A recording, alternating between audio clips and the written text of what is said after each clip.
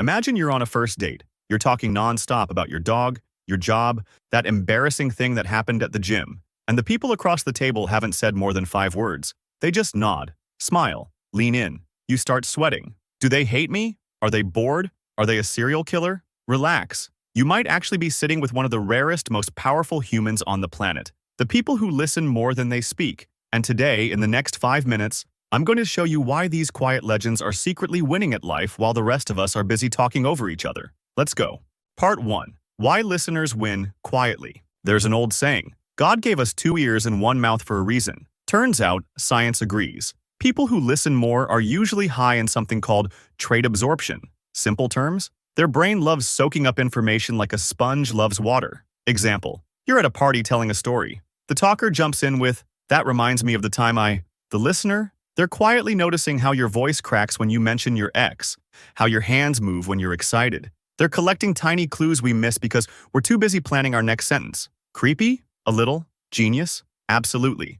Part 2. The hidden empathy engine. Here's the part that melts brains. Great listeners have emotional X-ray vision. They don't just hear words, they feel them. Real-life example. Your friend says, I'm fine after a breakup, but their shoulders drop half an inch. A normal person says, cool. Want pizza? A true listener says, you say you're fine, but you don't look fine. Want to talk or just sit here and hate the world together? Boom. Instant trust. Studies show being truly listened to lights up the same reward centers in your brain as eating chocolate or winning money. These quiet people are walking dopamine dealers, and they don't even charge.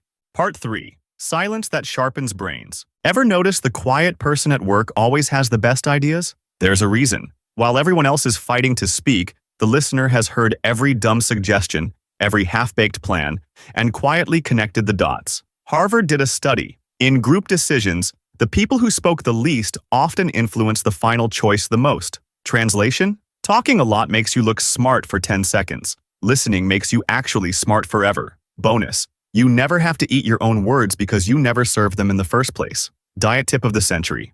Part 4. Myths about quiet people. Myth number 1. Quiet people are shy or boring. Wrong. They're usually the ones laughing inside while you accidentally tell the same story twice. Myth number 2. They have nothing to say. Nope. They're just waiting to see if you're worth the energy. True story. I once watched a quiet guy at a party listen to a girl ramble for 20 minutes about her cat's Instagram. At the end, he said, so, Mr. Whiskers has anxiety about ring lights. She almost cried from being seen so perfectly. Meanwhile, the loud guy in the corner was still trying to explain crypto to someone who clearly didn't care. Guess who got her number? Part 5. Activate your listening mode.